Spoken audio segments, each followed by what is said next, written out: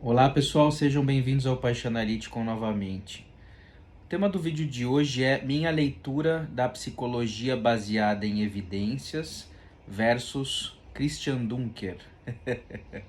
Vamos lá, vocês devem ter acompanhado essa treta, né, entre aspas, que deu entre certos grupos, né, de psicólogos, de entusiastas aí do positivismo, né, que procuram, enfim, fazer uma ciência pautada nos moldes tradicionais, né, das ciências naturais, das ciências exatas, com replicabilidade, enfim, e o Christian Dunker, que advoga aí a favor da psicanálise, né.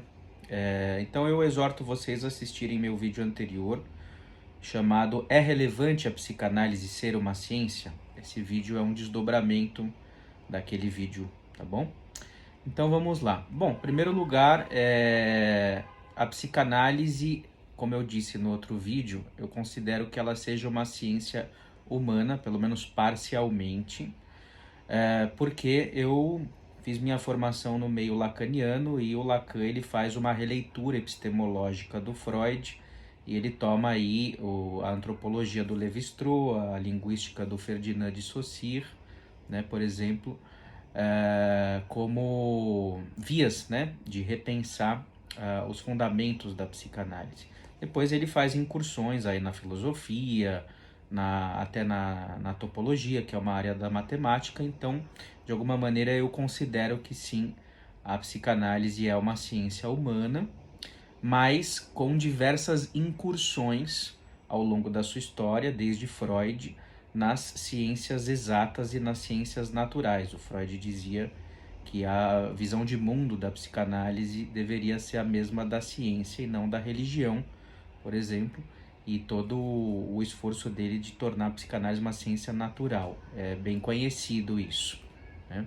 Então eu não acho que a psicanálise seja uma ciência natural, acho que ela tem uma aspiração de sempre, digamos assim, continuar se construindo e se transformando como uma ciência humana, mas não só, né?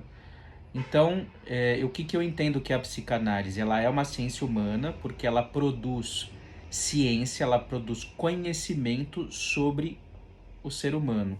De que modo? O ser humano na polis, o ser humano na sua historicidade, o ser humano no seu mundo passional. Então, nesse sentido, ela está numa intersecção com as artes. A música, a dança, a poesia, o teatro, a literatura, o sonho, a pintura, né? Ou seja, tudo aquilo que diz respeito à vida humana, às paixões. Então, sim, ela é uma ciência humana, porque ela trata do ser humano, da sua relação com o mundo, com a vida, com a morte e assim por diante.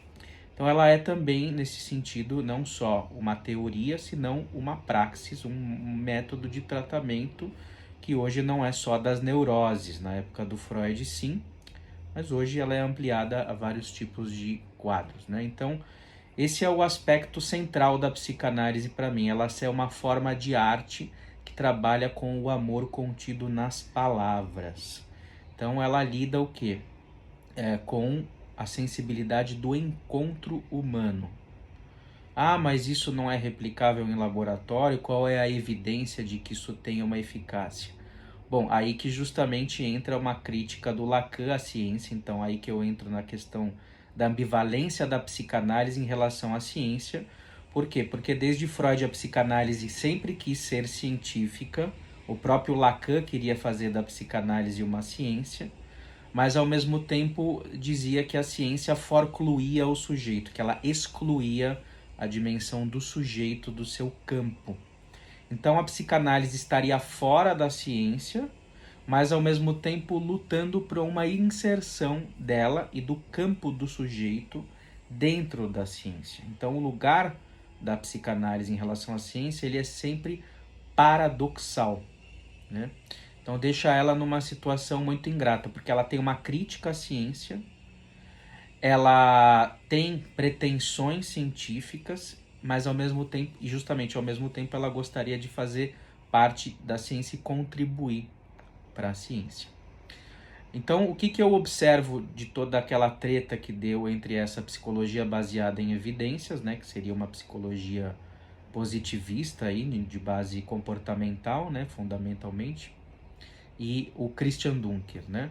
Eu percebo que tem uma série de interesses políticos, né, fundamentalmente nesse jogo. Eu acho que são posições que tentam, obviamente, advogar ao seu próprio favor. A diferença é que isso, de alguma forma, implica em que um não escute bem o outro, embora eu acho que a posição do Christian não é simétrica à posição da psicologia pautada em evidências ou baseada em evidências, porque a psicologia baseada em evidências pressupõe ou estabelece que a psicanálise deveria ser excluída, vamos dizer assim, dos anais da ciência, ou como um campo de eventual contribuição fértil para a ciência. Então, a psicologia baseada em evidências, ela tem um aspecto meio fascistoide, ela se autodeclara como a ciência pura, a verdadeira, que tem já o método final bem lapidado de produção de conhecimento, né? E, portanto, ela estabelece que a psicanálise, por não compartilhar ou por não contemplar os seus requisitos, deveria ser excluída. A posição do Dunker não é essa, então a posição dele, por mais que ele tenha ficado nervoso, irado nos seus vídeos sobre esse assunto, ela não é uma posição, vamos dizer assim, totalitária, né? É uma posição que tenta manter o diálogo. Se ele conseguiu, digamos, provar alguma coisa ou não, isso é outros 500. Na minha opinião, ele não conseguiu provar nada além de que existem justamente disputas políticas e incômodos no âmbito da ciência. A ciência não é neutra, a psicanálise também não é neutra. Então a única coisa para mim desse debate que foi provado é isso, de que não há uma neutralidade, né? Por mais asséptico que o cientista tente ser, neutra, imparcial, direta, que a ciência tente ser, ela não vai conseguir. E aí o Christian cita até estudos, né, que foram feitos sobre a relevância da psicanálise, a relevância clínica, né, o impacto clínico que ela teria comparado a outras psicoterapias e tal, para provar então que foi publicado numa revista de qualidade um estudo desse provando que a psicanálise tem eficácia. Para mim, como psicanalista, isso aí é absolutamente irrelevante para a psicanálise. Eu até acho que isso, de uma certa forma, depõe contra a psicanálise, porque a psicanálise não precisa provar, evidenciar nada para ninguém, né? A psicanálise, ela é tão viva quanto é um encontro entre as pessoas, e as melhores pessoas, ou as melhores referências que a gente pode ter sobre a eficiência da psicanálise ou a capacidade da psicanálise produzir transformações são os testemunhos das pessoas. Eu acho que isso eu já inclusive falei no outro canal. Então, me parece que eu entendo o lugar do Christian, ele é professor universitário, ele está, digamos assim, defendendo a psicanálise na ciência de alguma forma, mas eu acho que ele entrou demais nessa retórica de evidenciar alguma coisa. Acho que a posição dele ficou bem ambivalente, acho que como ele mesmo admitiu de uma maneira singela acho que no último vídeo dessa série. Eu acho que não precisaria muito ter entrado nessa questão de estudos e ter que provar isso ou aquilo. Acho que ele fez muito o jogo do marketing positivista desse pessoal, que é execrar de uma forma totalitária e sumária isso, né? Então eu manteria, né, se eu tivesse no lugar dele, quem sou eu, né, para me colocar assim no lugar dele, mas por isso que eu estou gravando esse vídeo, eu me manteria num lugar mais analítico, que é justamente também o que ele fez muito, de interrogar as razões, a retórica, a sustentação argumentativa desse pessoal. Qual é a finalidade disso? Por que a ciência teria que acontecer só dentro desses moldes, né, desses modelos? Eu lembro inclusive de uma música, Blind with Science, Cego com a Ciência, uma coisa assim, que é justamente, parecem aqueles kantianos, né, que tinham criado um templo de culto à ciência no século XIX, tinha figuras lá do Galileu Galilei, Isaac Newton, né, que eles ficavam meio que contemplando e idolatrando os cientistas. Isso eu denuncio bastante que acontece na psicanálise também. Se vocês forem assistir os vídeos desses canais sobre psicologia baseada em evidências, vocês vão ver que a forma como eles falam, inclusive, ela é um tanto robotizada, como se tivesse um discurso pronto e ensaiado. É pouco espontâneo, é pouco vivo, é pouco artístico, mas enfim, para quem gosta, tá aberto. Acho que são estilos, né? Cada um vai procurar o seu. Justamente, jamais eu teria sido um cognitivista, um behaviorista por causa disso, porque eu acho que é uma robotização, uma caixinha que você vai tentar colocar as pessoas, e justamente essa esfera passional que escapa o tempo todo, que é justamente disso que se ocupa a psicanálise, ela fica de fora. Então por isso eu optei pela psicanálise, evidentemente por razões históricas e pessoais, que eu também venho de uma família de psicanalistas. Então essa retórica epistemológica tem um alcance muito limitado. Por quê? Porque tem interesses econômicos e políticos em jogo, inclusive tem um interesse, obviamente, político, como todo mundo tem, do Christian Dunker de se defender por estar na academia, na universidade. Num vídeo, por exemplo, sobre Jung, ele comenta que os Jungianos não estão muito nas universidades, que acabaram ficando mais restritos a instituições fechadas, a grupos de estudo sobre mitos, religiões e tal. Então, de fato, o grupo junguiano é muito menor que o psicanalítico, em parte, mas não só, por causa que não tem muita penetração nas universidades. Então, eu acho importante a psicanálise estar nas universidades, mas, por outro lado, essa polêmica deles com o Dunker evidencia o quê? Que a psicanálise ela precisa sempre estar nesse lugar meio anárquico de não se deixar empobrecer ou se fechar pelo fanatismo científico. Ela deve manter sempre o diálogo aberto. Ela não deve nem se negar ao diálogo, mas também não deve entrar no jogo de tentar provar, sim, que ela é ciência e tudo mais. Então eu entendo a preocupação dele por estar nesse lugar, mas por outro lado eu acho que o que sustenta a nossa clínica, né, é o nosso trabalho, né, artesanal, é a ciência do sujeito, né, no caso a caso, com cada um, como se processa a psicanálise. E eu acho que é fundamental a gente ter uma autocrítica em relação à psicanálise. Eu acho que a psicanálise, em grande parte, funciona assim, como uma religião no mau sentido do termo, como um dogma, né? Os analistas se fecham sim em bolhas e saberes acabados, assim como esses que podem entrar numa veia fanática da psicologia pautada em evidências, não que todos sejam. Os psicanalistas também podem se fechar a isso. E eu sim já fui muito prejudicado pela psicanálise. A gente tem que ter sorte com o analista que a gente pega. E justamente uma das funções, uma das características de que a psicanálise não é essa ciência da replicabilidade é que cada analista é diferente do outro, independentemente da teoria, da escola ou da instituição que se utiliza, e o efeito de cada análise, a singularidade e a sensibilidade de cada encontro não é replicável. Então, nesse sentido, se essas pessoas não tiverem uma licença poética, e é justamente essa a contribuição da psicanálise à ciência, abrir para as paixões, abrir para a poieses, né? Abrir para o humor, para a diversão, para aquilo que há de humanizado, né, no ser humano, que é o que há de principal.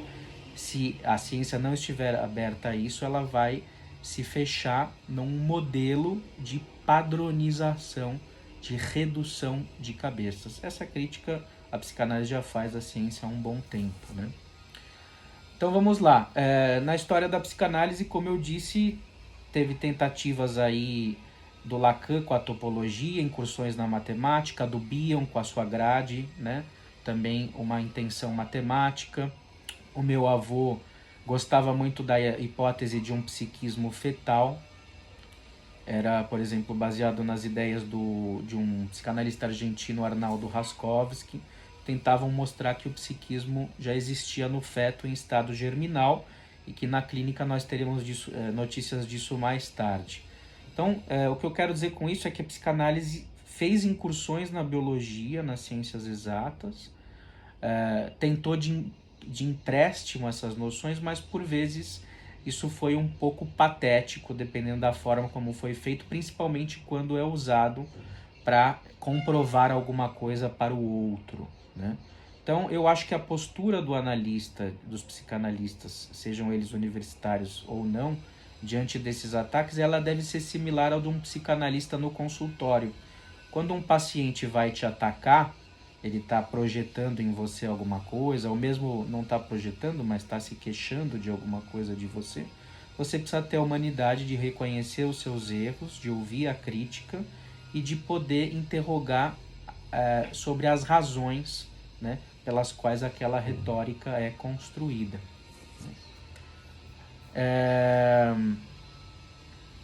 Vamos lá. Então, a psicanálise, por consequência, ela tem o espírito de quebra de protocolo, né?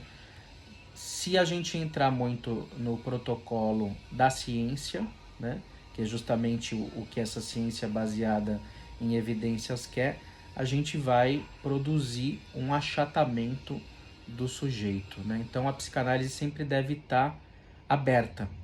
Assim como, por exemplo, quando dizem a psicanálise não pode ser comparada à astrologia, a espiritismo, a ciências ocultas, enfim. Eu, sinceramente, depois de todos esses anos, né, enfim, eu sou jovem, ainda tenho 37 anos, mas uma coisa que eu aprendi, assim, é que a pior coisa que pode ter nas pessoas, uma das piores, é a arrogância, a prepotência de achar que a gente sabe tudo. Sejamos psicanalistas, cientistas, religiosos, sempre há um furo, aí que entra a contribuição lacaniana, um real, que é inapreensível. A gente sempre precisa manter um pé atrás. Ah, mas Daniel, como você pode não descartar que existem marcianos governando a Terra? Eu não tenho como descartar isso. Eu não sei, eu não estou lá nos Estados Unidos, no governo, para saber se não tem seres de outro mundo fantasiados de seres humanos governando o planeta. Ah, mas Daniel, você tem que dizer que espíritos não existem. Bom, eu não vejo espíritos. Eu não tenho crença em espíritos, mas ao mesmo tempo eu não descarto que eles possam existir, né? Ou seja, os próprios cientistas dizem, o Marcelo Gleiser, né, o físico brasileiro, diz que o que a gente tem de impressão do universo é uma coisa ínfima, né? É como se fosse um barco à noite chegando na costa de um continente e ele vê só o reflexo das luzes que estão acesas ali numa cidade. Nem chega a ver aquela primeira cidade, né? Porque está à noite, porque ele está ali na praia. Então o universo é isso, é todo aquele continente, né, que está para ser descoberto. Então é muito prepotência a gente achar que a gente chegou num modelo de ciência pronto, acabado, que é assim que tem que ser. Isso para mim soa como um puro marketing da mais baixa qualidade, porque ele não é dialógico, né? Ele tem uma função de desmerecimento vertical de um outro. Então tem uma coisa meio perversa aí, de alguma maneira, né? Então, isso tudo tem a ver com o que eu tenho falado aqui no canal, né? De que também a psicanálise nas universidades deve tomar muito cuidado, porque justamente quando ela faz muito o jogo dessa produção de conhecimento científico dentro desses moldes, ela acaba perdendo a sua veia autoral, poética, espontânea, né? Que está presente aí no nosso trabalho. Então era isso aí, pessoal. Basicamente ficou um vídeo um pouco mais longo do que o habitual, né? Mas eu queria falar isso para vocês. Não há um consenso na psicanálise epistemológico. São várias linhas de psicanálise, cada uma faz incursões particulares com a ciência. Nós temos o exemplo no Brasil, onde teve a questão do IRD, né, do IRDI, que era uma tentativa de detecção precoce de risco psíquico, de autismo na infância, que teve um racha aí, né, na psicanálise, pessoas que acusavam o grupo que tentou criar esse protocolo, que criou o protocolo, de positivistas a serviço da ciência do capitalismo, e esses analistas que criaram o protocolo diziam que não, que era uma tentativa de ajudar as pessoas num momento precoce, muito germinal da vida delas. Então, a grosso modo, essa polêmica, psicologia baseada em evidências, e Christian Dunker, que estaria defendendo, entre aspas, a psicanálise, ela ilustra o quê? Que somos todos humanos, demasiado humanos, como diria Nietzsche, que não há como a gente convencer alguém, principalmente se ele quer forçar a sua retórica pelos vários motivos que forem, e a gente deve estar tranquilo e pensar sempre no nosso trabalho, de que maneira a gente deve otimizar o cuidado com as pessoas. Por isso que, de fato, né, psicanálise tem que dialogar, mas não levar isso tão a ferro e fogo, porque sempre vão ter opiniões divergentes. Quem quiser, quem tiver dúvida, que faça análise, tire as suas próprias conclusões. Não estamos garantindo absolutamente nada, vão ter experiências ruins, experiências médias, experiências boas e por aí vai. Então é isso aí. Um abraço a vocês e até o próximo vídeo.